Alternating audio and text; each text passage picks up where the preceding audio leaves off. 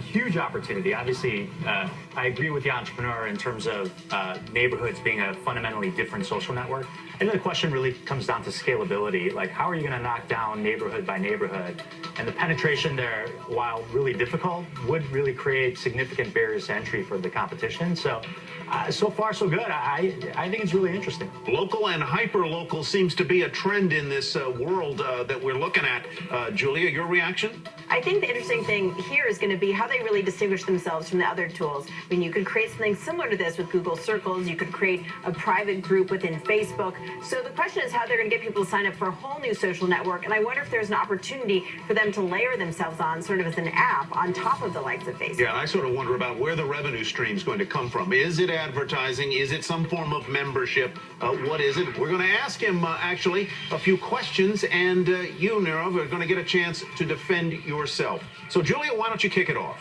I guess the question is, what's your business model? Do you have any revenue at this point?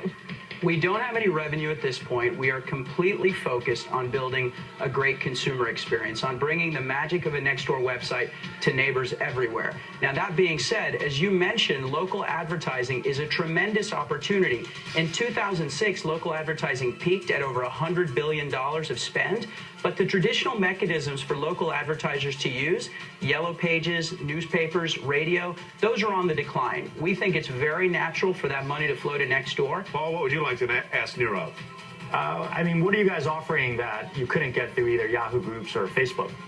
So the important thing to know about Nextdoor is that it's 100% built for the neighborhood. So for example, relative to any other site out there, on Nextdoor you have to verify your address before you can join.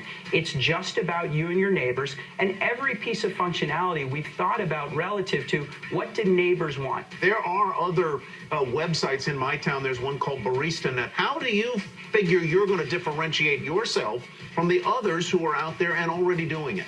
Well, ultimately, you have to build the best product, and that's why we're 100% focused on serving our members and on creating the best experience for them. I haven't heard of the site you mentioned, but Nextdoor is already live in over 6,000 neighborhoods in 50 states, and so far, we're off to a pretty good start. Let's get to the moment of truth, folks. You've heard what Nirav had to say, and Paul and Julia, it's now the time where we get to vote. Paul, you go first. Are you in and out on Nextdoor? Well, I think the market opportunity is huge. In terms of local advertising, it's, from our experience with Groupon, it's harder than it looks. So, in terms of scaling that side of the operation, I would say let's not take that as a given.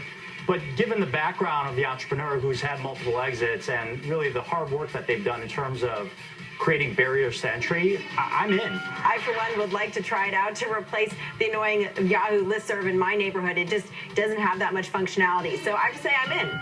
And I think I'm in as well, looking at the background of Nirav and his co-founders and the venture capital money. I think there's some smart people backing it. I think, Nirav, you're one of them. Thanks for joining us, and to our panel, Paul and Julia. And that is the Power Pitch. There's